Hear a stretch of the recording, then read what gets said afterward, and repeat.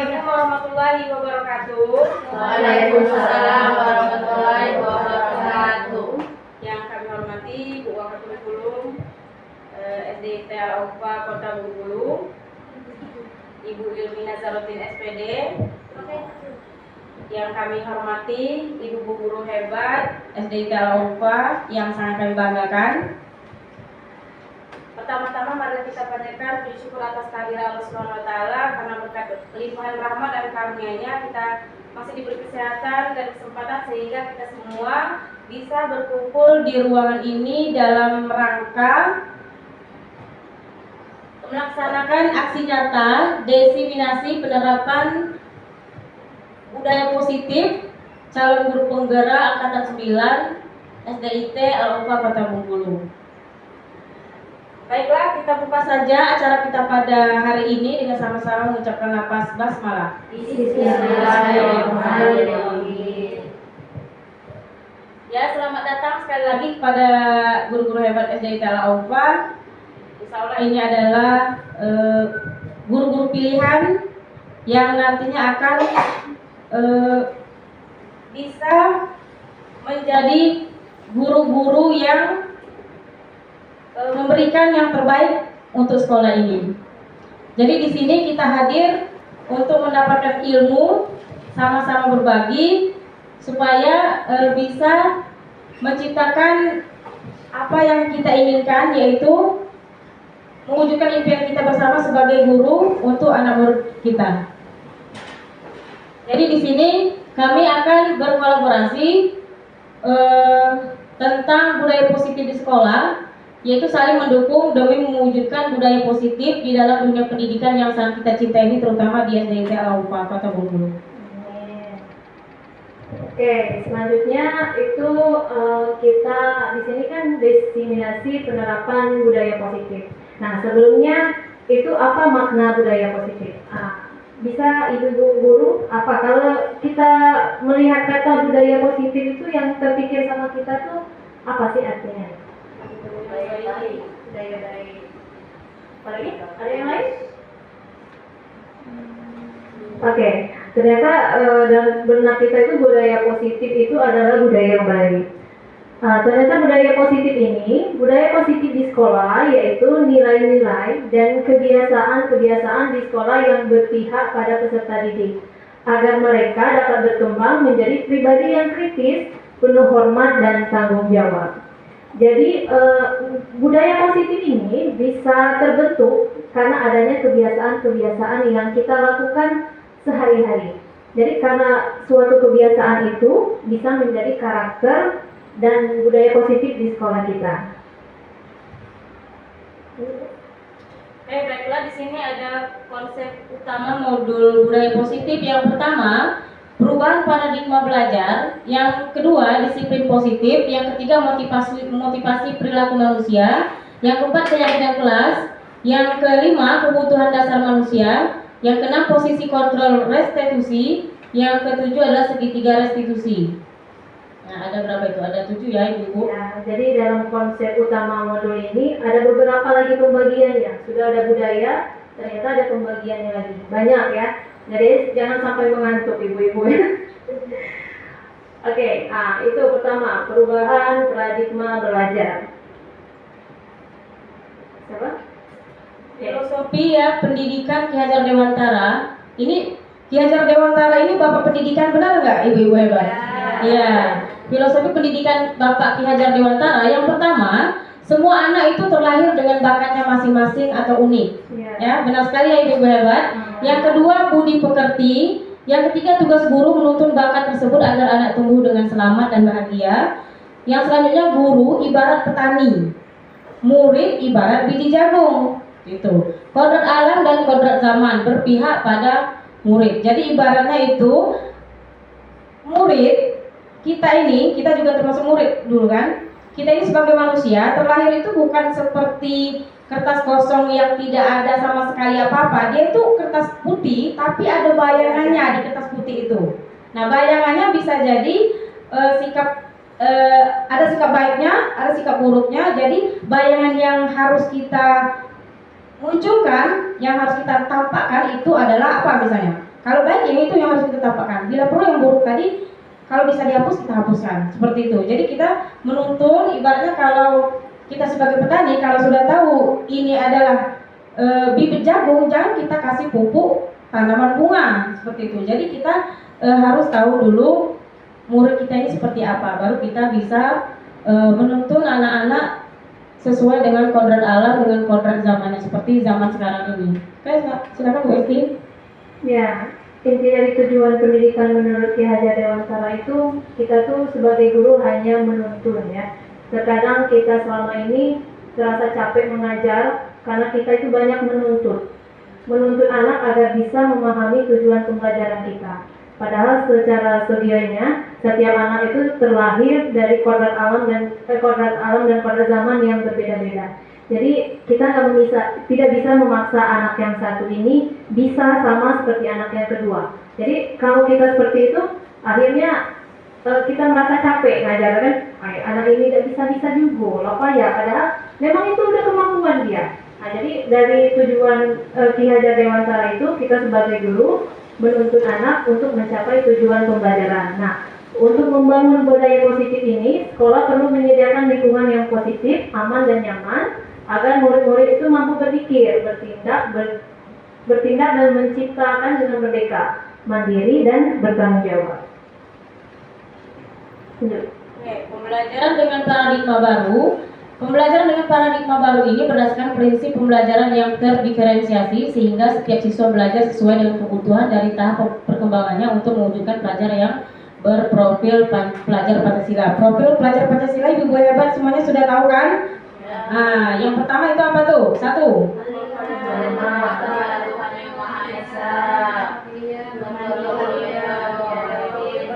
Royong mandiri, berkebinekaan global ya, mandiri, gotong royong, kreatif dan bernalar kritis. Yang pertama berarti beriman bertakwa kepada Tuhan Yang Maha Esa dan berakhlak mulia. Kalau semua ini sudah ada pada diri anak-anak didik kita, insya Allah semuanya bisa menjadikan karakter-karakter mereka itu menjadi baik dan bisa membuat mereka dan kita juga akan bahagia bisa dari dunia sampai akhirat nanti seperti itu ibu-ibu. Jadi semuanya sudah mencakup semua di profil pelajar Pancasila. Mudah-mudahan kita semua bisa membimbing, menuntun anak-anak kita supaya mereka mempunyai 6 dimensi ini. Itu tujuan kita. Salam. Lanjut guys.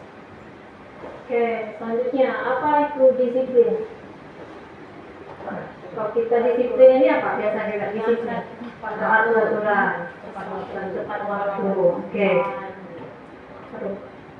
Disiplin positif, disiplin dimaknai menjadi sesuatu yang dilakukan pada orang lain untuk mendapatkan kepatuhan dan sering dihubungkan dengan tata tertib, teratur dan kepatuhan pada peraturan. Nah, menurut Bapak Ki Hajar Dewantara, untuk mencapai kemerdekaan dalam konteks pendidikan kita saat ini harus memiliki disiplin diri yang memiliki motivasi internal. Motivasi internal yaitu motivasi dalam diri.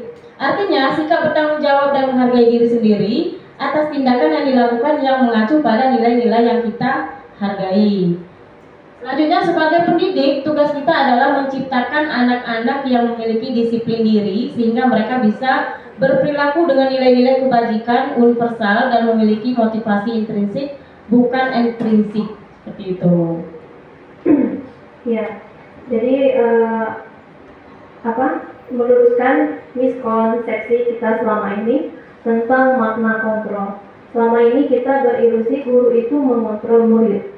Terus ilusi bahwa semua penguatan positif itu berupa bujukan. Itu tuh efektif dan bermanfaat. Terus kita rubah lagi ilusi bahwa kritik dan membuat murid merasa bersalah itu dapat menguatkan karakter.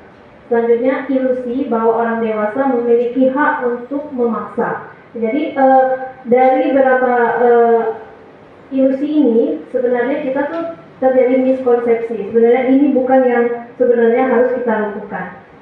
Datang nggak ini? Nah, ya stimulus respon. Realita atau kebutuhan kita itu sama. Ternyata secara teori kita itu memiliki kebutuhan yang berbeda. Selanjutnya semua orang itu melihat hal yang sama. Ternyata secara teori setiap orang itu memiliki gambaran yang berbeda. kita mencoba mengubah orang agar berpandangan sama dengan kita. Seharusnya kita rubah menjadi kita itu berusaha memahami pandangan orang lain tentang dunia. Dan yang keempat itu orang lain bisa mengontrol saya. Ternyata yang terjadi hanya Anda yang bisa mengontrol diri Anda, bukan orang lain. Terus saya bisa mengontrol orang lain. Itu juga miskonsepsi, ternyata Anda tidak bisa mengontrol orang lain. Terus pemaksaan ada pada saat rujukan gagal. Ternyata yang harus dilakukan kolaborasi dan konsensus menciptakan pilihan-pilihan baru. Selanjutnya, model berpikir menang atau kalah. Seharusnya modelnya itu model berpikir menang dan menang. Jadi sebagai kita guru aja, kita itu tidak mau dikontrol orang lain kan? Ya kan ini diri saya. Kenapa dirimu mengontrol saya? Mungkin pada siswa juga seperti itu. Nah, ketika anak itu mau dikontrol, itu tuh karena dia sedang membuka dirinya, memang dia mau dikontrol orang lain. Padahal sesedianya mereka itu punya hak sendiri untuk mengatur dirinya sendiri, sama seperti kita. Oke, ini ada nilai-nilai kebajikan universal. Nilai kebajikan atau nilai universal adalah sikap positif manusia yang merupakan tujuan mulia yang ingin dicapai setiap individu. Nilai-nilai kebajikan universal meliputi keadilan, tanggung jawab, kejujuran, bersyukur, lurus hati, berprinsip, integritas, kasih sayang, rajin, komitmen, percaya diri, kesabaran, dan lain-lain. Jadi di sini banyak ya ibu-ibu nilai-nilai kebajikan universal yang sebenarnya harus ada pada diri kita. Motivasi perilaku manusia. Mari kita tanyakan ke diri kita sendiri bagaimana kita berperilaku. Mengapa kita melakukan sesuatu karena adanya dorongan dari lingkungan atau ada dorongan yang lain? Terkadang kita melakukan sesuatu karena kita menghindari rasa sakit atau ketidaknyamanan untuk mendapat hadiah. Dan untuk mengetahui lebih jauh lagi mengenai motivasi manusia, yang pertama itu ada untuk menghindari ketidaknyamanan atau hukuman, untuk mendapat imbalan atau hadiah. Benar nggak ibu kira-kira ini? Ya, untuk menghindari ketidaknyamanan atau hukuman. Jadi itu perilakunya. Yang kedua itu untuk mendapat imbalan atau hadiah. Dia melakukan sesuatu karena ini. Yang ketiga untuk mencari orang yang mereka inginkan dan menghargai diri sendiri dengan nilai-nilai yang mereka percaya. Kira-kira yang bagus itu bagaimana ibu motivasinya? Ada 3 motivasi ini. Yang pertama, untuk menghindari, yang kebanyakan terjadi di siswa kita dan kita sendiri ya ibu-ibu, untuk menghindari ketidaknyamanan atau hukuman biasanya siswa atau kita melakukan hal itu. Mengerjakan PR kan? Mengerjakan PR itu bisa jadi alasannya yang pertama untuk menghindari ketidaknyamanan atau hukuman. Jadi dia mengerjakan PR karena takut dihukum kan? Apalagi gurunya udah ini dari jauh, gawat ini. Yang kedua untuk mendapat imbalan atau hadiah. Jadi biasanya kan ibu-ibu nih banyak nih ada mungkin uang kas atau apa gambaran dengan anak-anak. Oke, yang paling bagus ini hadiah. Nah kalau seandainya mereka tidak tidak membuat PR, jadi mereka tidak dapat hadiah seperti itu. Jadi ada pola pikir mereka yang seperti ini. Ada yang memang mengerjakan PR, melakukan sesuatu itu untuk menjadi orang yang mereka inginkan dan menghargai diri sendiri dengan nilai-nilai yang mereka percaya. Misalnya, ya udah aku mengerjakan ini ya memang untuk aku sendiri, nilai aku, komitmen untuk diri, seperti itu ya ibu. Ada guys? Nah ya, sebenarnya 3 motivasi itu sering kita lakukan. Yang pertama itu untuk menghindari kenyamanan. Akan bertanya, apa yang terjadi ya apabila saya tidak melakukannya? Kita juga seperti itu kalau di dunia pekerjaan ya. Kalau saya tidak melakukan, gimana ini? Pasti itu. Selanjutnya karena imbalan. Anak-anak melakukannya sesuatu itu karena diiming-imingi sama kita. Nanti ya siapa yang mengerjakan soal ini, ibu kasih permen, ibu kasih ini. Oh iya, saya kerjakan karena itu ada hadiah. Jadi dia selalu bertanya, apa yang akan saya dapatkan bu apabila saya melakukannya? Nah selanjutnya ada yang untuk menjadi orang yang mereka inginkan dan menghargai diri sendiri dengan nilai-nilai yang mereka percaya. Pertanyaan yang muncul, akan menjadi orang seperti apa apabila saya melakukannya? Ini adalah motivasi yang akan membuat seseorang memiliki disiplin positif. Karena individu ini ingin menjadi orang yang mereka melakukan nilai-nilai yang mereka yakini. Jadi tadi kan motivasi itu ada secara internal, intrinsik, eksternal dan internal. Ya. Jadi kalau mendapatkan hadiah dan karena hukuman itu berarti budaya positif dari diri anak itu belum tumbuh. Jadi di pembelajaran ini ternyata pemberian hukuman ataupun hadiah itu tidak baik karena menumbuhkan motivasi dari luar. Jadi ketika guru itu tidak masuk, misalnya sakit, ibu tidak masuk, mas tidak dapat hadiah, kan? Nah, jadi sebaiknya kita sebagai guru menghindari hukuman dan reward. Tapi alhamdulillah sekolah kita kemarin diberikan ujian sama PP kita ini, Bu Nur Aidea ini, karena sekolah kita sudah bagus sekali karena memberikan hadiah ketika PTS ataupun kelas itu semuanya, tidak satu-satu. Karena sering terjadi di negeri itu, mereka tuh hanya memberikan hadiah itu ketika anak itu mampu melakukannya, seperti juara 1, 2, dan 3. Jadi anak-anak yang tidak memiliki potensi di bidang akademik itu tidak pernah dapat hadiah. Jadi pernah diganti caranya seperti itu, seperti di sekolah kita, dan sangat diberi reward sama wali murid. Ibu, anak saya selama sekolah di sini tidak pernah dapat hadiah, katanya. Baru ini dapat hadiah, bintang apa gitu kan, bintang kesopanan seperti itu kan. Itu bentuk penghargaan kita supaya kita bisa menemukan motivasi yang ketiga tersebut. Oke, ini ada keyakinan kelas ya. Keyakinan kelas sebenarnya harus ada di kelas kita masing-masing. Gimana? Ibu-ibu hebat sudah ada semua belum keyakinan kelas? Sudah, alhamdulillah. Nah, pertanyaan pemantik, mengapa bukan peraturan kelas tapi keyakinan kelas? Mengapa bukan peraturan kelas tapi keyakinan kelas? Karena keyakinannya itu nilai-nilai kebajikan universal yang disepakati secara tersirat dan tersurat terlepas dari latar belakang suku, negara, bahasa maupun agama. Seorang akan lebih tergerak dan bersemangat untuk menjalankan keyakinannya daripada hanya sekedar mengikuti serangkaian peraturan tertulis tanpa makna. Jadi di sini sebenarnya ada perbedaan dari peraturan dan keyakinan. Kira-kira bagaimana menurut Ibu? Apa beda peraturan dan keyakinan kelas? Ya, peraturan?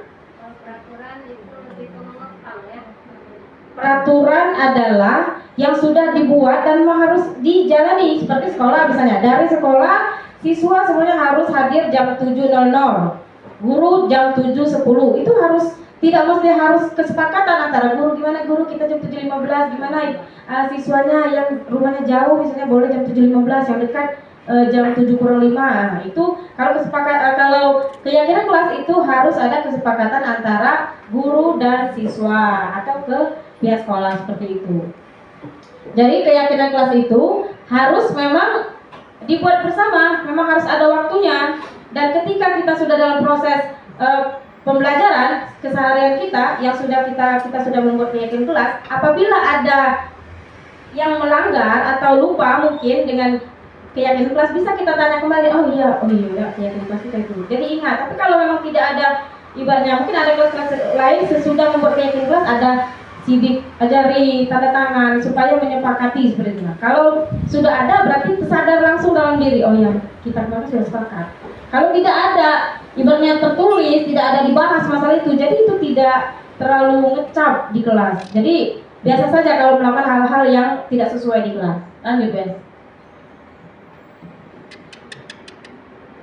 Pembentukan keyakinan kelas. Nah, keyakinan kelas bersifat abstrak daripada peraturan yang lebih rinci dan konkret. Keyakinan kelas berupa pertanyaan-pertanyaan yang universal. Pernyataan keyakinan kelas senantiasa dibuat dalam bentuk positif. Keyakinan kelas hendaknya tidak terlalu banyak sehingga mudah diingat dan dipahami. Nah, seperti misalnya keyakinan kelas kita apa? Tidak boleh datang terlambat, 1. Tidak boleh makan ketika proses pembelajaran berlangsung. Selanjutnya apa lagi? Harus bertanya atau harus memperhatikan guru ketika sedang memberikan materi di depan kelas. Nah, itu termasuk keyakinan kelas yang seharusnya memang ada di kelas. Selanjutnya, bersedia meninjau kembali keyakinan kelas dari waktu ke waktu. Jadi, bukan kita sudah membuat kesepakatan kelas, keyakinan kelas yang sudah ditempel di kelas itu. Sudah, tetap kita tinjau dari waktu ke waktu supaya proses pembelajaran kita baik dan karakter peserta didik bisa tumbuh di situ. Lanjut.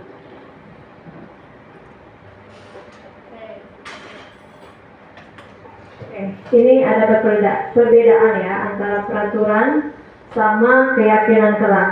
Kalau peraturan itu selalu kembalikan buku di tempatnya. Keyakinannya itu berarti tanggung jawab.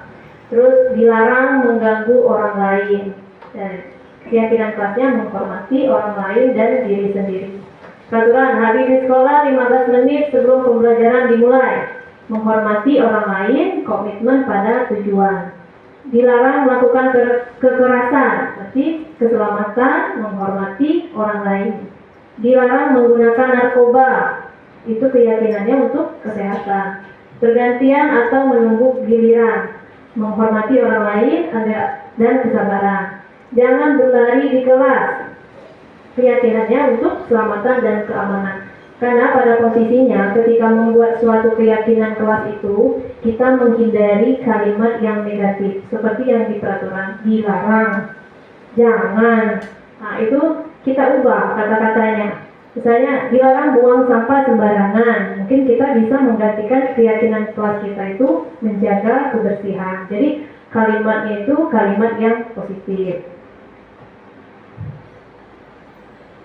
Oke, ini ada beberapa nih, ada tindakan guru. Kita coba dulu ya, kita mencoba. Nah, ini ada satu, mulai dari tindakan guru. Katanya mencatat 100 kali di dalam buku kalimat, saya tidak akan terlambat lagi karena terlambat ke sekolah. Menurut ibu semua, itu hukuman atau konsekuensi? Hukuman. Hukuman atau konsekuen? Jawabannya hukuman atau konsekuen? Ya, mencatat 100 kali di dalam buku kalimat, saya tidak akan terlambat lagi karena dia terlambat ke sekolah. Konsekuensi. Konsekuensi. Oke. Lanjut. Lari memilih lapangan basket 2 kali karena terlambat hadir di sekolah. Hukuman atau konsekuen? Lanjut, murid diminta push up 15 kali karena tidak menggunakan masker ke sekolah. Teman. Mengganti kertas tugas teman yang telah dicoret. Konsekuensi. Membersihkan tumbahan air di meja tulis karena tersenggol pada saat belajar. Konsekuensi. Meminta murid tidak menggunakan sepatu harian di sekolah karena tidak mengenakan sepatu hitam. Meminta murid tidak mengenakan sepatu harian di sekolah karena tidak menggunakan sepatu hitam. Meminta anak tidak menggunakan sepatu di sekolah karena tidak menggunakan ya. Jadi ingatkan dia, jangan dipakai sepatu itu. Nah, itu konsekuen atau hukuman? Konsekuensi. Lari memiliki lapangan basket 2 kali karena terlambat 10 menit untuk pelajaran PJOK. Hukuman atau konsekuensi? Hukuman atau konsekuen kira-kira? Oke, lanjut guys. Nah, kita coba lihat ya. Kita coba ya, jawaban kita dari dengan itu. Oke. Nah, jadi ini jawabannya ya iya. Bu. Jadi hukuman beda hukuman dengan konsekuensi menurut anak yang anak tangkap. Hukuman itu tidak ada hubungannya dengan apa yang mereka lakukan. Terlambat, suruh berlari. Karena aku ya terlambat suruh lagi berlari gitu kan. Nah, kalau yang ini lari memiliki lapangan basket 2 kali terlambat 10 menit karena pelajaran PJOK. Itu masih nyambung karena pelajaran PJOK. Tapi sering kita ya, anak juga pernah melakukannya, memberikan hukuman kadang sama anak itu tidak sesuai dengan apa yang mereka lakukan ya. Misalnya seperti kita terlambat nggak buat PR misalnya, kalian ambil dulu sampah nak keluar itu piring ya. Nah, ternyata itu hanya hukuman bukan konsekuensi. Nah, yang seharusnya kita buat itu yaitu konsekuensi. Jadi makanya harus ada keyakinan kelas tadi. Nah, jadi anak tahu ketika dia berbuat kesalahan, mereka tahu konsekuensinya. Seperti yang mengganti kertas jika teman anak dicoret, bukan kita suruh dia berdiri angkat kaki ya. Nah, seharusnya mereka menggantikan apa yang sudah mereka lakukan. Terus membersihkan tumpahan air di meja tulis karena tersenggol, itu konsekuensi. Jadi mungkin kita sudah akan mulai berubah ya. Jadi kita ketika memilih kuman itu harus sesuai dengan apa yang mereka kerjakan karena menumbuhkan rasa tanggung jawab tadi. Ini nggak usah lah ya, panjang boleh kalau nggak itu boleh. Masih nanti, apa nanti tadi? Kamu penasaran buat aku naik dulu? Oke. Ini ada beberapa video. Apa itu?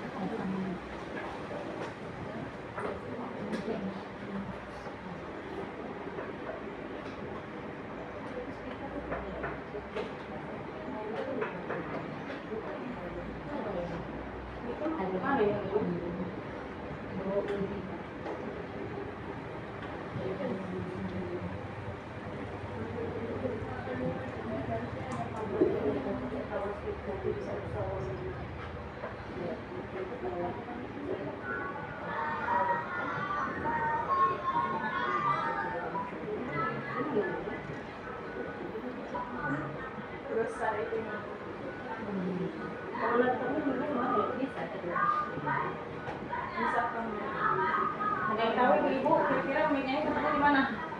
Dekat speaker bawah ya, speaker di mana bunyi?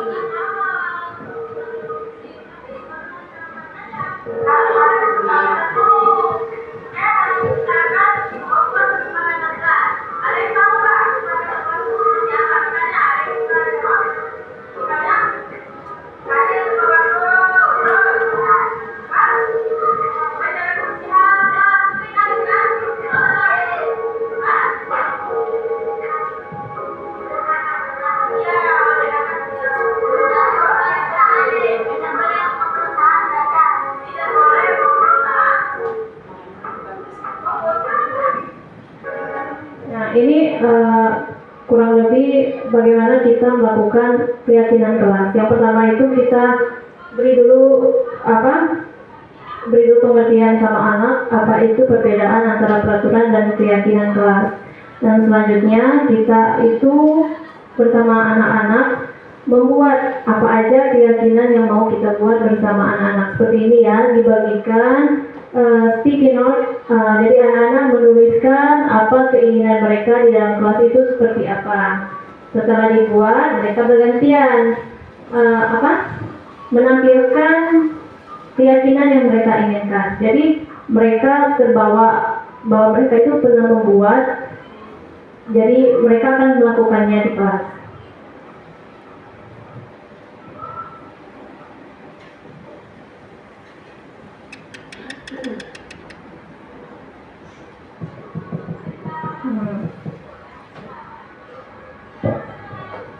Nah, setelah semuanya sudah diletakkan di depan, kita tinggal pilih nih yang sama, kita gabungkan menjadi satu. Mungkin kurang lebih seperti kegiatan waktu yang ada beberapa guru yang ikut itu ya. Jadi kita pilih yang misalnya menjaga kebersihan, membuang sampah di tempatnya, itu kan bisa menjadi satu saja. Kita ambil menjaga kebersihan. Nah, ini prosesnya ya, memilih mana yang seharusnya digabungkan bersama.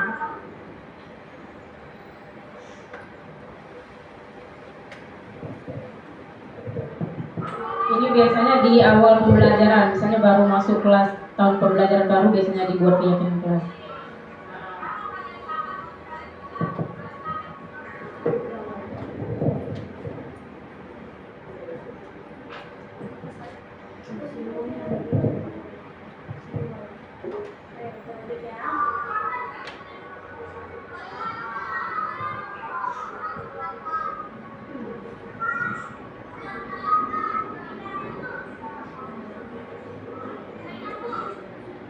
rusuh ya videonya saya. Semuanya mau masuk tapi lakukan pengerjaan. Kalau ini transitnya tadi pas ujungnya gimana anak-anak sepakat semua? Sepakat bu, ada yang kurang enggak bu, sepakat, akhirnya sepakat semua. Jadi sudah bertanam di diri anak masing-masing. Kalau memang lupa diingatkan lagi, karena di situ ada tulisan mereka gitu. Oke, selanjutnya kebutuhan dasar manusia. Mana nih? Kebutuhan dasar manusia ini ada 5 ibu-ibu. Kebutuhan untuk bertahan hidup, kasih sayang dan rasa diterima, kebebasan, kesenangan, dan penguasaan. Ini kebutuhan hidup kita. Ketika seorang murid melakukan suatu perbuatan yang bertentangan dengan nilai-nilai kebajikan atau melanggar peraturan, hal itu sebenarnya dikarenakan mereka gagal dalam memenuhi kebutuhan dasar mereka sebagai manusia. Kebutuhan untuk bertahan hidup, kebutuhan ini bersifat fisiologis untuk bertahan hidup, misalnya kesehatan, rumah, dan makanan. Kebutuhan untuk disayang dan rasa diterima, kebutuhan akan hubungan dan koneksi sosial, kebutuhan untuk memberi dan menerima kasih sayang, dan kebutuhan untuk merasa bagian dari suatu kelompok, termasuk dari orang tua, teman, guru, keluarga, teman kerja, bahkan binatang peliharaan dan kelompok yang bergabung. Kebutuhan dasar manusia lagi, selanjutnya kebutuhan akan pilihan, kebebasan, kebutuhan akan kemandirian, otonomi, memiliki pilihan dan mampu mengendalikan arah hidupnya. Anak-anak dengan kebutuhan kebebasan yang tinggi menginginkan pilihan. Mereka perlu banyak bergerak, suka mencoba-coba dan tidak terlalu terpengaruh oleh orang lain, serta senang mencoba hal baru dan menarik.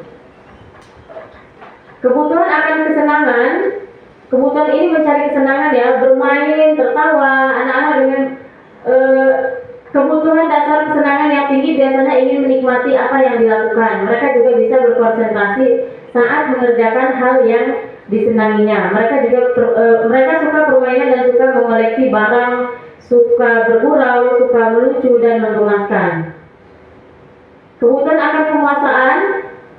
Kebutuhan ini berkaitan dengan kekuatan untuk mencapai sesuatu, menjadi kompeten, menjadi terampil, diakui atas prestasi dan keterampilan, didengarkan dan memiliki rasa harga diri yang meliputi dianggap berharga, bisa membuat pencapaian kompeten, diakui, dihormati, dan keinginan untuk meninggalkan pengaruh. Jadi kebutuhan dasar manusia kalau di peserta didik, salah satu contohnya saja, termasuk ketika anak-anak itu usil dengan temannya. Banyak yang kita lihat usil dengan temannya, mereka tertawa, banyak kan? Nah, itu adalah kebutuhan mereka yang bagian mana tadi? Kesenangan. Nah, termasuk dalam kesenangan. Mereka happy pas ditanya, ya bu, cuman ini aja tadi. Aku udah bercanda mereka itu terlalu. Ada teman yang tersakiti tapi mereka bahagia dan merasa puas seperti itu. Ya, dan mereka merasa bebas-bebas aja, karena kan kita ibaratnya satu ruangan, apalagi tidak ada guru kan, kebanyakan yang usul-usul itu kadang-kadang tidak ada guru juga. Oke. Mungkin Bu Happy mau menambahkan juga. Jadi intinya itu ketika seseorang itu melakukan hal yang negatif dari kebutuhannya, sesungguhnya mereka itu tidak mendapatkan kebutuhan itu. Ketika dia merasa senang mengusir orang, sebenarnya kebutuhan kesenangan mereka itu kurang. Kita boleh ada cerita sama anak-anak itu, kalau kita lebih gali, ternyata mereka itu pasti merasa kurang di bidang itu, makanya mereka usir. Jadi caranya yang salah. Mungkin itu aja untuk yang kebutuhan dasar manusia. Kita lanjut ke materi selanjutnya, itu posisi kontrol restitusi. Nah, ini ya, posisi kontrol kita itu sebagai guru itu ada 5. Ada yang sebagai penghukum, ada yang pembuat merasa bersama, ada juga sebagai teman, pemantau, dan manajer. Menurut ibu-ibu sekalian, kita sekarang ini sudah menjadi guru di bagian yang mana? Hukum, membuat merasa bersalah, Bikin anak-anak merasa bersalah.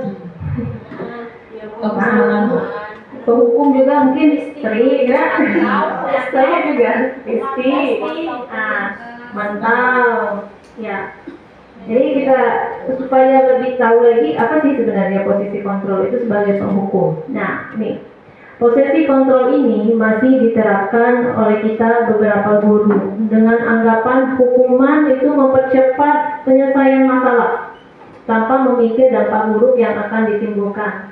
Seorang penghukum biasanya itu melontarkan pernyataan pertanyaan menyakiti disertai gestur, menunjuk-nunjuk, menghardik, matanya melotot. Kau nih, misalnya sebaik ya. Dampak posisi kontrol tersebut, murid dapat menjadi pendendam, pemberontak, dan menyalahkan orang lain. Dampak lebih buruknya, murid akan mengalami keterpurukan mental, seperti lunturnya rasa percaya diri dan kesedihan yang berkelanjutannya entah kemana. Jadi mungkin saya juga merasakan, kadang tuh nggak tampil di depan orang lain itu percaya diri itu kurang kan? Mungkin kita tadi sudah dipupuk sama guru kita dulu. Kalau nggak buat PR, mungkin bisa panjang itu udah sampai tangan ataupun kaki, ya kan? Jadi, itu dampaknya. Saya merasakan sendiri seperti itu. Ketika kita mau menunjukkan sesuatu dengan orang lain itu untuk percaya diri itu kurang. Dan yang kita ingat sama guru itu, ibu tuh garang. Ibu itu yang sering mukul anak dulu, ya kan? Tapi memang ada hal-hal positif, tapi terkesannya banyak yang negatifnya. Misalnya pembuat rasa bersalah, silakan Bu Wiwi. Pada posisi ini, guru akan berkata lebih lembut. Nah, kalau yang pembuat rasa bersalah, kita sebagai guru ya, pada posisi ini guru akan berkata lebih lembut, ya gayanya lembut. Guru akan menciptakan keheningan yang membuat orang lain merasa tidak nyaman, rasa bersalah, bahkan rendah diri. Posisi kontrol tersebut berdampak pada penilaian diri yang buruk. Murid akan merasa bersalah dan tidak berharga. Jadi murid itu merasa kalau kita gurunya sudah ngomong gimana salah kan? Ya Bu, aku salah. Jadi dia itu merasa ngecap dia itu ya aku salah. Tidak seperti dampak posisi penghukum. Murid dapat menumpahkan segala amarah meskipun dengan cara negatif. Murid dengan perasaan tertekan seperti ini yang tiba-tiba dapat meletus amarahnya sehingga dapat menyakiti diri bahkan orang lain. Karena dia sudah dicap dengan gurunya tadi sudah. Kenapa kamu tadi mukul teman? Bagus gak itu kira-kira? Enggak Bu. Jadi gimana menurut kamu? Salah nggak kamu? Salah Bu. Jadi gimana? Kan kadang-kadang kita begitu kan? Ini semua salah kamu, gara-gara kamu. Nah kan gimana? Minta maaf, cepat, minta maaf. Nah, kebanyakan kita seperti itu. Jadi dia minta maaf dengan muka yang mungkin sudah sebenarnya bukan muka lagi mungkin kan? Jadi minta maaf karena takut dimarah guru. Ya udahlah minta maaf dalam hatinya mungkin sampai tua nanti kan. Sebenarnya dicari dulu kan apa sebabnya. Iya. Sebenarnya guru sebagai teman. Nah ini banyak ya mulai sekarang itu kalau kita sama guru dulu tidak pernah mau menjadikan teman ya. Kalau sekarang anak-anak itu lebih banyak mau berteman sama kita. Nah kalau guru sebagai teman ini pada posisi kontrol ini guru tidak akan menyakiti murid, namun akan tetap berupaya mengontrol melalui persuasi. Guru akan bersikap akrab, berkata ramah dengan gestur merapat pada murid dan tersenyum jenaka. Dampak posisi kontrol ini dapat positif dan negatif. Positif dapat menjalin hubungan baik dengan antara guru dan murid, sedangkan negatifnya akan muncul rasa ketergantungan murid terhadap guru. Di samping itu, murid akan merasa dikecewakan apabila suatu saat guru tidak dapat membantunya. Hal ini yang dapat timbul yaitu murid akan berlaku baik hanya kepada guru tertentu dan akan berlaku semaunya jika bersama guru lain. Ya, jadi karena dia merasa bestie tadi sama gurunya, misalnya karena kita guru ada keperluan diganti sama guru lain. Sampai guru lain lapor kok anak ibu ini kan, ternyata dia terikatnya sama kita karena dia udah ketergantungannya sama kita. Kalau kita membuat murid itu menjadi teman. Jadi ada dampak positif, ada negatif. Ya. Jadi kalau kita terlalu menganggap dia sebagai teman, ya seperti itu negatifnya. Ya. Selanjutnya posisi kontrol kita sebagai pemantau. Nah ini tadi siapa yang pemantau tadi? Coba angkat tangan dulu ibu-ibu semuanya. Yang posisinya sebagai pemantau tadi siapa tadi? Lupa. Pemantau ya. Oke. Pemantau itu memantau berarti mengawasi. Posisi pemantau berdasarkan pada peraturan dan konsekuen. Dengan konsekuensi atau sanksi kita dapat memisahkan hubungan pribadi dengan murid. Itu pemantau. Contoh peraturannya apa? Konsekuensi atau sanksinya apa? Memantau nada suaranya datar, biasa aja. Kalau bertanya misalnya bisa aja, raut wajahnya enggak. Kalau yang apa tuh tadi sebelum pemantau tuh apa namanya tadi? Basu? Sebelum teman tadi? Membuat rasa bersalah tadi beda. Mana Ilmi tadi gimana? Tadi Hasbi nangis. Diapakan tadi? Jadi gurunya lembut tapi menyakitkan gitu nah. Jadi kamu gimana? Ibu kan gak enak jadinya kan? Nah kalian ribut semua kan di kelas. Nanti ibu kena marah kepala sekolah nih. Kepala sekolah bentar lagi lewat. Biasanya jam segini lewat. Nanti ibu kena pecah nanti dikenakan SP gara-gara kalian.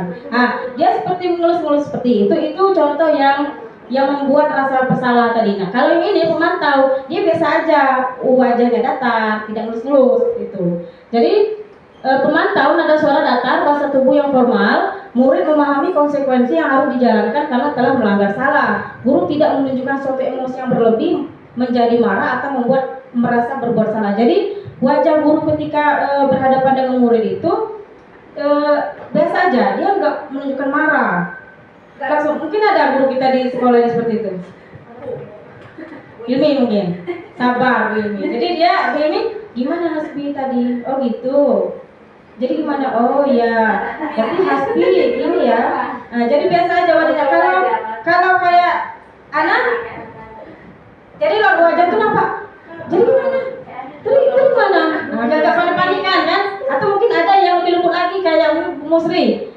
Nah, gimana Kinan tadi? Nanti ibu dimarah dengan orang tuanya Kinan kabur terus. Gimana Kinan? Jadi seperti itu ya, ada perbedaan antara posisi kontrol seorang guru. Oke, silakan Ibu Esti. Oke. Nah, ini yang posisi terakhir. Ini adalah posisi yang harus kita berada di sini. Tapi kalau mau mencapai posisi ini dari kita yang penghukum, tidak langsung manajer rasanya sulit ya. Jadi kita bertahap-tahap dulu. Tapi kita harus tahu dulu nih apa yang posisi manajer. Nah, posisi ini guru berbuat sesuatu bersama murid, mempersilahkan murid mempertanggungjawabkan perilakunya, mendukung murid agar dapat menemukan solusi atas permasalahannya sendiri. Pemantau mereka memiliki keterampilan menjadi teman dan pembuat rasa bersalah dia memang diperlukan. Bila kita menginginkan murid kita menjadi manusia yang merdeka, mandiri, dan bertanggung jawab, maka kita perlu mengacu pada restitusi yang dapat dijadikan murid kita seorang manajer bagi dirinya sendiri. Contohnya, jika kamu meyakininya, apakah kamu bersedia memperbaikinya? Jadi ini lebih ke kalau ada masalah, misalnya nangis, kita telusuri dulu masalahnya apa, kenapa dia bisa seperti itu. Karena kalau kita telusuri, setiap anak melakukan kesalahan itu pasti ada alasannya. Iya. Jadi dia menendang. Kalau kita menghukum, kamu boleh nendang, kamu ini dulu harus tanpa kita tanya kenapa dia nendang tadi kan. Nah, mungkin lebih kalau kita ingin berada di posisi manajer, kita memang harus lebih kembali lagi keyakinan kelas tadi. Sebenarnya akan ribet sebenarnya kalau kami ada pilihan nanti. Sebenarnya waktu ketika kami melakukan skenario itu, ya Allah, berarti jadi guru itu seperti ini sekali ya. Kenapa kamu melakukannya tadi? Nah, kita dengarkan dulu alasan. Karena dia ini Bu, jahil sama saya. Oh, menurut kamu jahil itu perilaku yang baik bukan? Bukan Bu. Keyakinan apa yang kalian lakuin ini langgar? Tidak menghargai teman. Jadi dengarkan dulu sampai dia menyadari bahwa mereka dirinya itu salah. Jadi bukan kita yang membuat mereka salah, tapi dirinya sendiri. Dan mereka siap menerima konsekuensi dari apa yang mereka lakukan. Jadi kita perlahan aja. Saya juga mau menyampaikan posisi manajernya rasanya baca bidadari. Rasanya belum bisa langsung ya. Karena kita mungkin masih di penghukum, masih pembuat rasa bersalah. Tapi dari titik ini kita belajar bersama-sama supaya kita menjadi guru yang lebih baik lagi. Jadi kita tahu kesalahan yang dibuat anak-anak itu ada alasannya semua. Nah, ini tadi penghukum, pembuat rasa bersalah itu berada kita menjadi identitas gagal. Nah, jadi jangan sampai kita berada di dua fase ini. Jadi penghukum dan pembuat rasa bersalah. Seperti tadi, anak terlambat kita suruh berlari 10 keliling lapangan. Anak tidak buat PR, kita suruh pungut sampah. Nah, sebagai pembuat rasa bersalah juga, berceramah, mengadu, seharusnya kamu ini ini, nah, ibu kecewa nih dengan kamu, nak. Kamu ini terus saja seperti itu. Apa kamu udah kasihan sama mamamu di rumah tuh? Nah, saya juga sering kayak gitu ya. Di rumah mamamu sudah ini ya, jadi sedih sekali rasanya udah kita. Jadi ketika kita melakukan dua hal ini, ternyata kita tuh berada di identitas gagal. Ya. Selanjutnya ada di identitas teman dan pemantau. Ini nih kontrolnya lebih posisinya lebih naik sedikit dari dua ini, dari identitas ini sebagai teman, membuatkan alasan untuk muridnya, menghitung dan mengukur. Jadi ayolah lakukan demi ibu. Kan kadang kita kan, masa nggak sayang ke ibu, kerjakan anak, kan? Masa kamu tidak mau, ingat tidak ibu pernah bantu kamu, masa kamu tidak mau bantu ibu. Nah, jadi itu teman. Kalau pemantau, tahu nggak kamu aturannya apa di sekolah ini? Kamu terlambat terus, nah, itu lebih ke pemantau. Kalau kita jadi manajer, itu posisi identitas berhasil dan sukses. Nah, menghargai diri sendiri. Jadi, apa yang kita yakini, apa yang kita bisa lakukan, kerjakan untuk memperbaiki masalah ini. Mau nggak kita perbaiki masalah ini sama-sama? Nah, itu di posisi manajer. Banyak ya. Nanti waktunya kebanyakan kalau gini kan. Jadi kira-kira itu semua yang bagusnya itu kita kemana? Ke manajer sebenarnya. Tapi kita usahakan, karena kita mungkin sama aja, kalau kami mungkin penghukum, pembuat rasa bersalah, mungkin teman juga ada kan sekarang pemantau sekali-kali. Nah, manajer mungkin belum, atau mungkin sudah ada tapi tidak optimal. Oke, lanjut Wes. Oke, tadi sudah ditanyakan kan, sekarang kita ada yang manajer belum tadi? Nggak ada yang manajer tadi? Belum ada, belum. Sudah Sekali. Karena kalau wali murid sering WA budak-budak anak terluka, biasanya kami minta sabar dulu untuk konfirmasi besok sama tanyakan anak yang tersebut dimaksud, baru kami akan mengkonfirmasi kembali apa masalahnya. Kami tidak mau berpihak ke satu anak, tapi kedua-duanya harus benar. Ya betul, karena manajer itu sebenarnya yang paling sabar sekali. Ini guru yang sesungguhnya mungkin ini, ya Besti. Ya, mudah-mudahan kita bisa sampai ke titik itu ya, sampai ke posisi kontrol manajer semuanya. Amin. Mudah-mudahan ya Ibu. Ya supaya nggak jadi identitas gagal tadi kan. Nah, kita kan maunya yang baik. Oke. Disiplin positif melalui segitiga restitusi di sekolah. Nah, apa lagi nih Bu Wiwi? Ada lagi segitiga restitusi. Tadi desiminasi. Oh. Ini restitusi segitiga. Nah, coba kita lihat dulu. Oke. Apa lagi nih segitiga Apa restitusi? segitiga restitusi? Nah, Oke, ada 3 ya. Menanyakan keyakinan, validasi kebutuhan, menstabilkan identitas. Lanjut, Bes. iya. Oke, ini tadi kembali lagi yang tadi ya Bu, ketika ada masalah ya. Nah, itu ini untuk menyelesaikan masalahnya. Ini yang manajer ya, Besti? Iya, yang jadi Ini kita manajer. posisi kontrol kita sebagai Oke, manajer. kita ada posisi manajer ya. Kalau menyelesaikan masalah ini menggunakan segitiga restitusi. Nah, ini tahap-tahapnya dari mulai tadi yang pertama ya, Bu. Ya. Menanyakan keyakinan, validasi kebutuhan dan Menstabilkan menstabilkan identitas. Oke, jelasannya Bu. Menstabilkan identitas untuk membuat anak yang merasa gagal karena berbuat salah menjadi positif terhadap dirinya. Guru berkata berbuat salah itu yang manusiawi, hal yang manusiawi. Tidak ada manusia yang sempurna. Bapak Ibu juga pernah berbuat salah. Kita pasti bisa menyelesaikan permasalahan ini. Bapak Ibu tidak tertarik untuk mencari tahu siapa yang benar, siapa yang salah. Bapak Ibu juga lebih tertarik untuk menyelesaikan masalah. Kalau kamu menyalahkan dirimu sendiri terus menerus, apakah kamu bersikap baik pada dirimu sendiri? Jadi nanti ketika kita bertanya dengan siswa, kita juga menanyakan, ya ibu dulu pernah juga melakukan hal yang sama. Ibu juga dulu pernah usil. Namanya kita manusia, tidak ada yang sempurna. Jadi kira-kira permasalahan ini bisa kita selesaikan tidak? Mau diselesaikan tidak? Gitu. Jadi tidak pernah kita sebagai guru ya selalu menunjukkan, karena mungkin kita berpikiran kita harus menunjukkan yang terbaik terus untuk siswa. Jadi menunjukkan yang bagus-bagus. Tapi di sini ternyata ketika kita mencontohkan bahwa kita itu juga pernah melakukan hal yang sama, jadi kita sefrekuensi dengan siswa. Oh yaudah, ibu juga pernah ternyata. Jadi kita siswa itu merasa apa ya? tidak menyalahkan dirinya, tidak ngecap dirinya sendiri. Jadi itu ya, ibu-ibu guru hebat. Validasi kebutuhan membantu murid mengenali kebutuhan dasar yang ingin dipenuhinya ketika melakukan kesalahan itu. Pada dasarnya, setiap tindakan manusia tujuannya adalah memenuhi kebutuhan dasar, apakah itu penguasaan, kebebasan, kasih sayang, dan rasa diterima, atau kesenangan atau bertahan hidup. Seperti yang sudah Bu Esti sampaikan tadi, ketika mereka itu usil, mereka happy, ketawa-ketawa, itu kebutuhan dasarnya adalah kesenangan, mereka senang.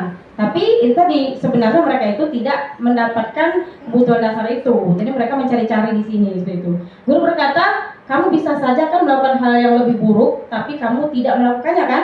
Kamu pasti punya alasan mengapa melakukannya. Jadi ketika anak itu cuman begini aja, cuman usilnya begini aja, itu sudah alhamdulillah, daripada mereka langsung ninju atau narik itu pakai lehernya atau seperti itu yang lebih buruk kan mereka tidak lakukan. Jadi nanti disampaikan oleh guru bahwa yang lebih buruk tidak dilakukannya seperti itu. Selanjutnya apa yang penting bagi kamu? Kamu boleh tetap berusaha menjaga sikap itu, tapi tambahkan sikap yang lain yang baru. Maukah kamu belajar cara lain untuk mendapat yang kamu butuhkan tanpa harus memukul? Maksudnya supaya kesenangan didapat itu bisa nggak? Jangan usil yang begitu maksudnya. Kita cari yang lain mungkin, diarahkan seperti itu. Menanyakan keyakinan, anak melihat kesalahannya dihubungkan dengan norma sosial dan nilai-nilai yang mendasari manusia berinteraksi dengan orang lain. Guru berkata, apa nilai yang kita percaya di kelas atau sekolah kita? Nilai-nilai universal apa yang telah kita sepakati? Jadi ditanyakan lagi kalau mereka sudah melakukan kesalahan atau seperti itu, ditanyakan lagi yang awal-awal kesepakatan kita dulu. Kelas yang ideal itu seperti apa sih? Kami menjadi anak seperti apa? Apa yang kamu rasakan? Ketika kamu melakukan itu, kamu menjadi orang yang seperti apa? Jadi pertanyaan-pertanyaan ini harus kita munculkan ketika kita menghadapi murid yang bermasalah ini. Ini ada videonya ya. Kita lihat sama-sama.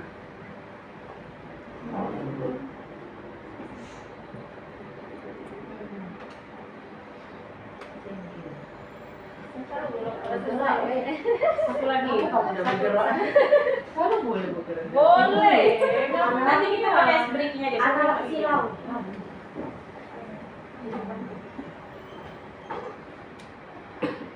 Tangan ke atas.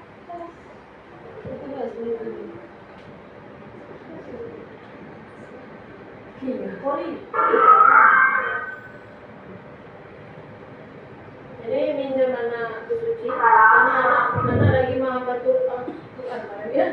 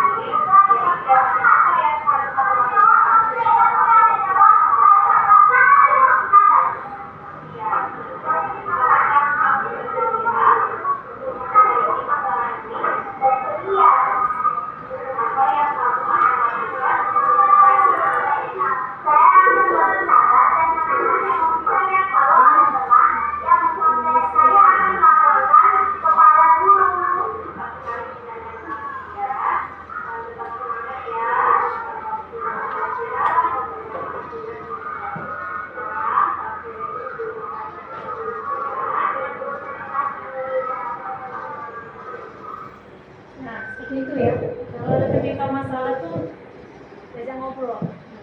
Posisi manajer itu. Jadi dia menyelesaikan masalahnya pun dengan keyakinan mereka juga. Mungkin dengan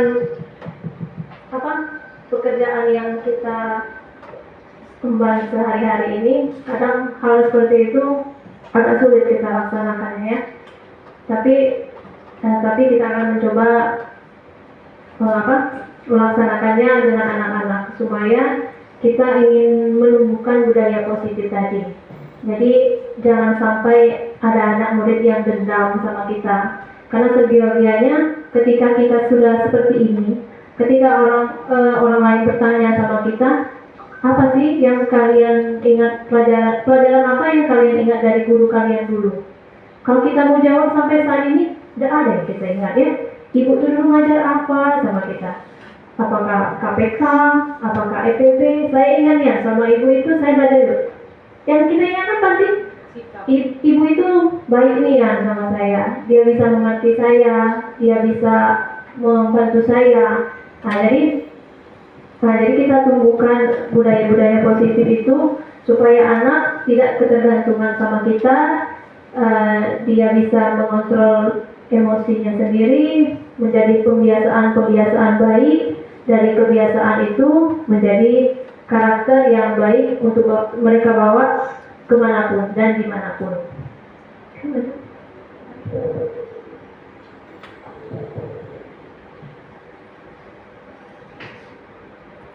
Nah, sudah. Thank you. Ada ya. Silakan ibu guru hebat, mungkin ada yang mau ditanyakan atau mungkin kita jawabnya, kita sharing aja ya. Kalau mau ditanya langsung sampai benar, kayaknya kita belum bisa ya. Judulnya sharing mungkin. Sharing aja supaya silakan ibu-ibu bukan jadi korban. ditanyakan. Boleh di foto-foto juga Bu, yang ada itu mohon bantuannya karena ini nggak ada situ ya. Oh jadi pantasan nggak bisa gerak-gerak lagi nih kan? Nggak bisa. Oke. Boleh dibantu foto-fotonya juga Bu, ibu, itu kan video jauh, kalau itu video jauh. Jadi silakan Bu Sipri. Mau pakai ini gimana ya? Boleh. Biar kita jadi tidak ada.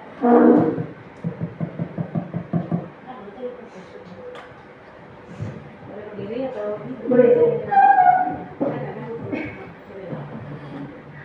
Bismillahirrahmanirrahim.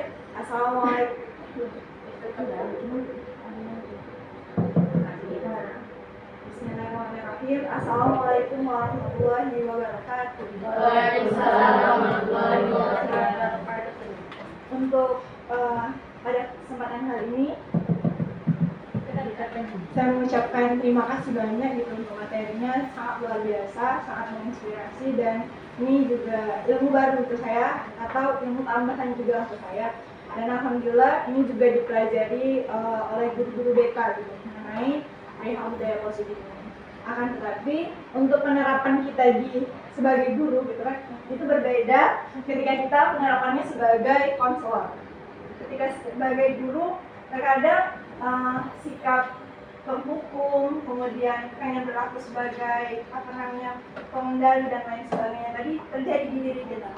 Supaya anak ini jerah gitu, harapannya supaya anak ini tidak mengulangi kesalahan-kesalahan itu lagi. Akan tetapi ternyata itu hal yang negatif gitu kan, hal yang sebenarnya tidak dianjurkan untuk melakukan hukuman. Hukuman ini menurut saya tidak hanya negatif, tapi ada juga bagian positifnya.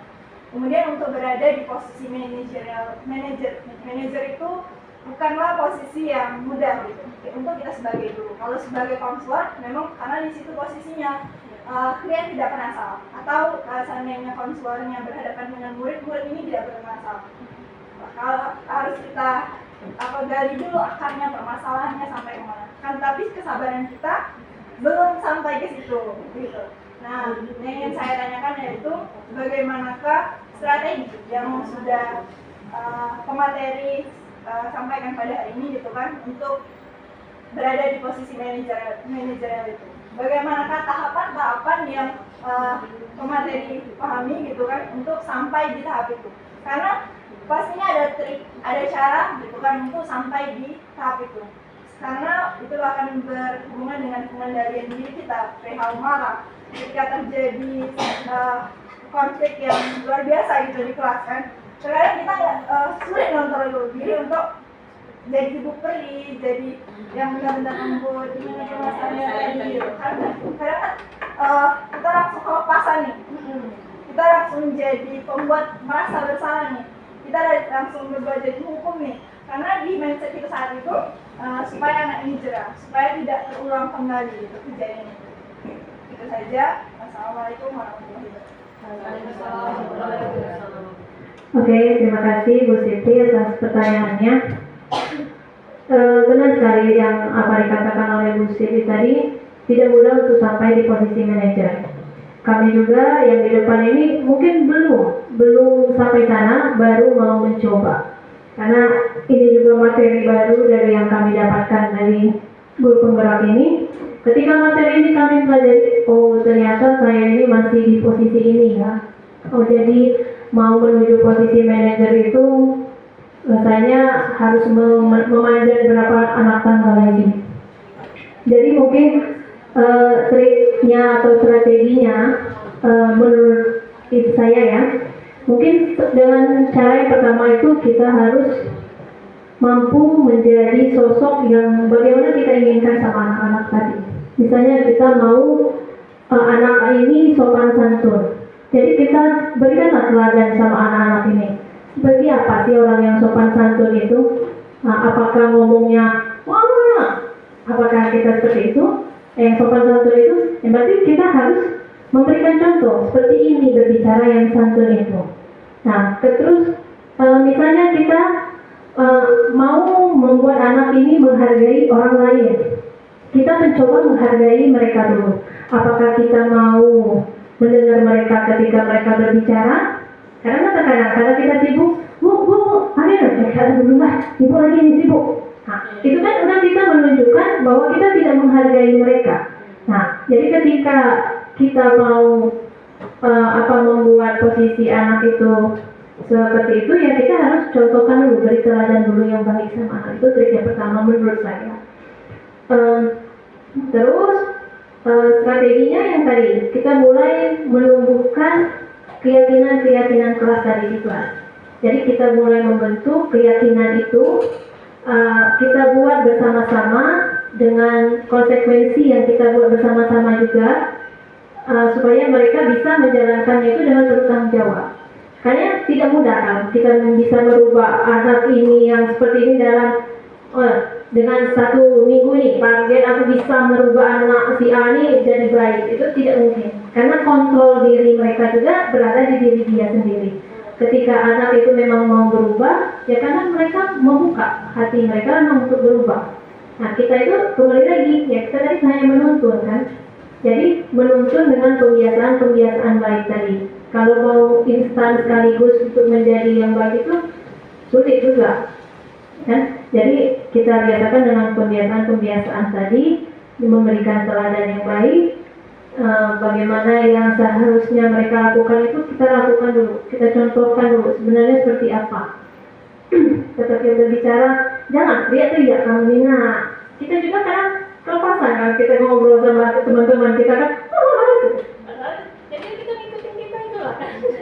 Jadi seperti itu. Jadi kita mulai dari diri kita juga sendiri, mulai seperti apa seharusnya menjadi orang yang dengan karakter yang baik itu. Oke, baiklah. Mungkin sudah terjawab semuanya, mungkin dengan Bu Esti, atau mungkin ada yang mau tanyakan lagi? Silakan Bu Sipri. Kondisi ketika kejadian ada anak ini buat konflik gitu, memicu emosi kita, otomatis kita itu lebih ke marah atau gimana gitu pengendaliannya pada saat itu, atau kita tinggalin dulu nih. Oh, untuk menghadapi siswa ketika itu? Kejadian. Nah, kejadian nih, entah mereka melempar kertas ke muka kita misal, atau mereka mukul teman misal, itu kan kondisi-kondisi yang bisa memicu kita untuk marah gitu, untuk emosi, kemudian mukul. Untuk saat itu membuat mereka merasa bersalah dengan kita itu lebih pengendalian emosi kita. Iya, bukan. Oh iya. Misal kita lagi duduk nih ya. Kamu nih, ya kita pun tahu. Enggak, mungkin kalau seperti itu ya mungkin ketika kita duduk, tiba-tiba maksudnya lempar kertas seperti itu ya. Apa yang harus kita lakukan? Ya jangan langsung pakai hukum juga. Kita tanyakan dulu, panggil dulu, iya. Iya, marah pasti ya. Tapi pengendalian emosinya gimana gitu? Mungkin lebih ke kalau ini pengendalian emosi diri gurunya sendiri dulu ya. Kalau teorinya kita paham gitu kan, Iya. gitu kan muridnya gitu. Lebih ke diri kita. Saat itu kan gimana gitu ketika Ya, intinya sabar. Intinya sebenarnya sabar. Tapi gini Bu, pernah juga kami mengalami, apalagi sebelum mengikuti materi ini, kami kan juga pernah mengalami. Setelah kami mengikuti materi ini, sudah tahu nih kan, oh ternyata kita tuh sebenarnya nggak boleh harus langsung marah. Apalagi yang kita hadapi ini kan manusia, yang memang mereka tuh sebenarnya butuh perhatian kita. Mereka tuh betul, mereka tuh tidak ada kategori yang nakal atau apa atau perusak suasana kita mungkin kan. Ada juga yang kita lagi sibuk apa, jadi ada masalah lain. Jadi kita ya harus menyadari dulu. Kita sebagai guru harus menyadari bahwa yang di depan kita ini adalah manusia yang perlu dibimbing. Kesadaran diri guru juga. Kalau apalagi kita sudah tahu materi ini, jadi kita harus lebih ke kita kan sudah tahu mana bagus, mana tidak. Kita mau penilaiannya yang mana?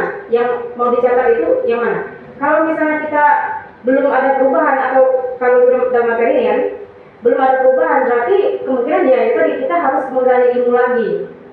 Intinya tadi guru itu harus sabar ya. Nah jadi pas sabar, harus sabar. Kalau langsung langsung nyubit. Kalau jadi itu alhamdulillah nggak lagi yang langsung nyubit kan, langsung narik baju kayak gitu kan. Jadi kalau sekarang kita dengarkan dulu mereka, dengarkan dulu. Ya udah kali ini aja, gimana menurut kamu? Ya udah seperti itu. Palingan begitu Bu Zikri. Untuk guru pribadi harus sabar gitu. Karena di depan kita ini manusia yang mereka punya orang tua yang dititipkan ke kita, gitu kan? Lebih ke menuntut mereka aja seperti itu. Sabar. Itu tidak ada pilihan Bu Siti kalau yang seperti itu. Memang kita harus sabar. tadi ada yang posisi gagal. Posisi gagal itu ada penghukum dan merasa bersalah. Bagaimana ketika sudah terlanjur nih, kita sudah terlanjur melakukan hukuman terhadap siswa, kita sudah terlanjur melakukan siswa merasa bersalah gitu. Bagaimana kita memperbaiki posisi itu supaya dampak dari hukuman kita, dampak dari membuat rasa bersalah ini tidak berkelanjutan seperti yang dirasakan oleh Ibu Hesti tadi gitu, seperti yang dicontohkan Ibu Hesti tadi. Tentunya saya sendiri takut gitu kan ketika ternyata dampaknya ini tadi berkelanjutan sampai jauh. Ya memang pola asuh di masih SD ke bawah itu akan berpengaruh ke sampai dia dewasa gitu. Nah, bagaimana solusinya untuk memperbaiki ini? Kan kita masih bertemu terus dengan anaknya, kita masih masih bertemu terus dengan anak ini gitu. Apa solusinya yang bisa kita lakukan gitu untuk memperbaikinya gitu? Selain minta maaf ya. Kalau solusinya, kalau yang sudah terjadi ya bagaimana lagi kita mau kembali ke waktunya kan? Nah, kalau sudah terjadi dan sudah pernah kita lakukan, ya jangan kita ulangi lagi. Kalau kita mau kembali lagi, balik lagi dengan anak itu, rasanya ya sulit ya ya. Jadi intinya bagaimana kita tidak ini lagi, solusinya jangan diulangi lagi. Melakukan hal seperti penghukum dan berbuat rasa bersalah. Mungkin kalau memang merasa bersalah dengan anak tersebut, mungkin seperti kata Bu Guru tadi, kita minta maaf sama anaknya. Jangan malu untuk minta maaf ya ketika kita salah. Kadang-kadang guru ini kita salah tapi kita enggan untuk minta maaf. Lalu kita belajar mengajarkan anak-anak untuk kalau salah minta maaf. Tapi kadang kita sebagai guru sulit untuk minta maaf sama anak. Minta maaf ya ibu salah, kayaknya berat kan? Ya minta maaf. Iya. Mungkin ada ini tanggapan yang lain, bagaimana solusinya? Nah, itu lebih suci itu. Karena kita pernah merasakan semua yang namanya hukum, bersalah. Mungkin suci mau menambahkan suci. Baiklah, tambahan sedikit ya. Ya silakan Bu Suci.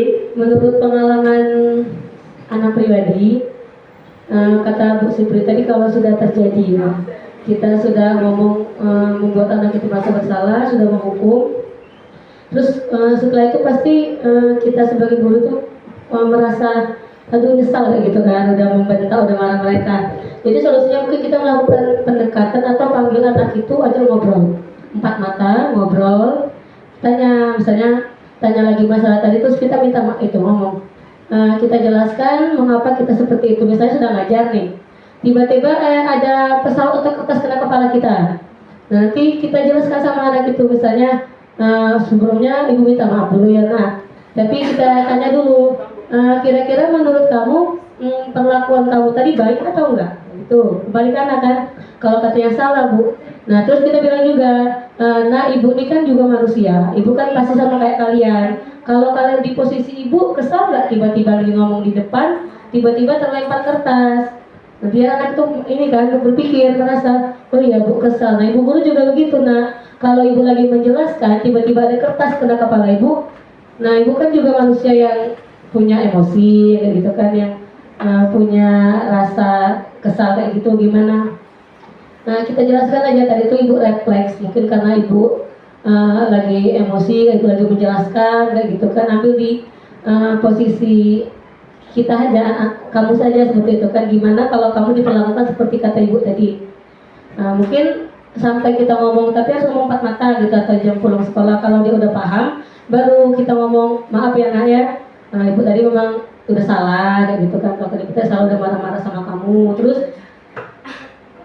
udah salah udah marah-marah sama kamu, terus iya ajak ngobrol aja, terus bilang juga sama anak tuh, kira-kira kamu bakalan ulangi lagi nak kayak gitu. Kalau dia ngomong nggak lagi bu, dia juga minta maaf, kan maaf ya bu. Kalau dia udah tahu kalau kelakuannya itu salah, otomatis dia tidak akan mengulangi lagi. Tapi kita juga harus menyentuh hati anak tadi, ya, maaf ya anaknya ibu tadi tuh kelepasan kayak gitu. Ibu kan juga manusia yang punya kelemahan dalam mengatur emosi kayak gitu. Jadi ya itu, kalau menurut anak melakukan pendekatan lagi kepada anak supaya rasa kecewa mereka tadi itu setidaknya berkurang kepada kita. Baiklah Bu Suci, alhamdulillah luar biasa sekali jawaban Bu Suci. Intinya yang bisa saya tangkap itu adalah kita itu kalau ngobrol dengan siswa dari hati ke hati, satu. Pendekatan kita itu yang memang dari ke hati, sabar, dan mau masing-masing merubah diri. Dan motivasi diri itu yang bagusnya adalah dari dalam diri. Seperti yang sudah Ibu Eki sampaikan tadi, bahwa kesadaran diri itu ya, yang bisa mengontrol diri itu adalah diri kita sendiri. Kita sebagai guru, kita yang harus bisa mengontrol diri. Murid juga bisa mengontrolnya itu ya dia sendiri, bukan dari orang lain. Kita cuman kalau mereka tidak bisa membuka diri, tidak bisa mengontrol diri, tidak juga bisa masuk. Jadi seperti itu ya Ibu. Bagaimana Bu Eki? Bagus. Tepuk tangan dulu dong untuk kita semua. Ibu gurunya jangan lupa. Mungkin itu saja yang bisa kami sampaikan. Terima kasih kepada ibu-ibu SD Jalaupa, tetap semangat. Kami sangat berterima kasih sekali ibu semuanya sudah menyempatkan hadir di sini. Tidak lain hanya untuk menambah pengetahuan ataupun mungkin cuma seujung kuku ya ibu-ibu semuanya. Semoga yang seujung kuku ini bermanfaat, berkah untuk kita semua dan berdampak positif untuk lingkungan sekolah kita. Karena insya Allah ibu-ibu yang hadir adalah ibu-ibu pilihan, guru hebat pilihan dari SD Jalaupa. Tepuk tangan sekali lagi untuk kita semua. Oke, baiklah kita tutup saja pertemuan kita pada hari ini. Ya, sebelumnya mohon maaf lahir dan batin dari kami berdua dengan Bu Esti. Semoga kita semua bisa mewujudkan impian kita bersama, menjadikan murid-murid kita menjadi murid-murid yang hebat semua, dan lingkungan kita juga menjadi lingkungan yang baik. Kami akhiri tutup saja dengan 18 malam dengan hamdalah alhamdulillahirabbil alamin. Wassalamualaikum warahmatullahi wabarakatuh. Waalaikumsalam warahmatullahi wabarakatuh.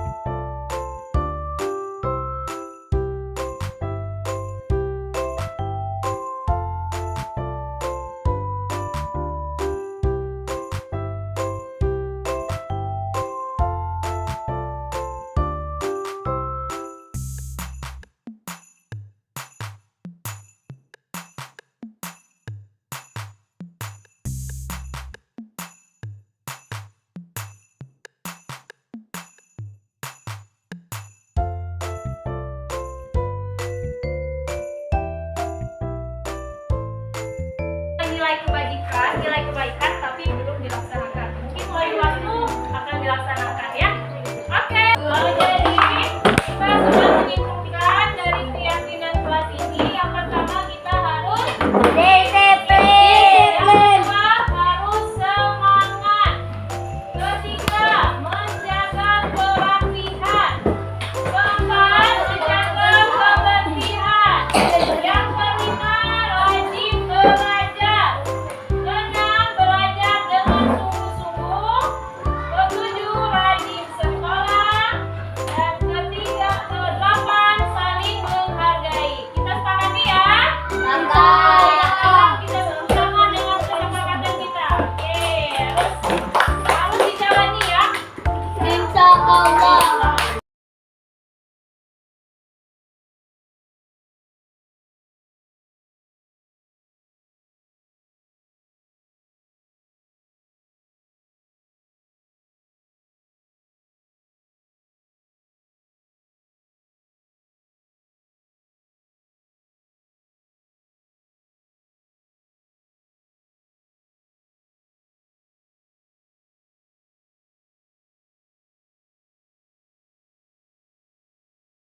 Assalamualaikum warahmatullahi wabarakatuh. Halo, saya Akila. Saya dari kelas 4 Al-Kawarizmi. Bagaimana perasaan kamu saat membuat keyakinan kelas? Senang sekali. Apa menurutmu pembuatan keyakinan kelas ini penting dilakukan? Sangat penting. Oke, kalau penting menurutmu, mengapa pembuatan keyakinan kelas ini sangat penting? Membuat saya lebih disiplin. Terima kasih. Assalamualaikum warahmatullahi wabarakatuh. Halo, saya Aliana Rafiza dari kelas 4 Al-Kawarizmi. Bagaimana perasaan kamu saat membuat keyakinan kelas? Senang sekali. Oke, apa menurutmu pembuatan keyakinan kelas itu penting? Iya, sangat penting. Menurutmu, mengapa pembuatan keyakinan kelas itu sangat penting? Karena bisa membuat saya lebih disiplin. Oke, terima kasih. Assalamualaikum warahmatullahi wabarakatuh. Nama saya Faiza Sofiatuddin Nur. Saya dari kelas 4 Al-Kawarizmi. Bagaimana perasaan kamu saat mengikuti membuat keyakinan kelas? Saya sangat senang karena sangat bermanfaat. Oke, apa menurutmu pembuatan keyakinan kelas itu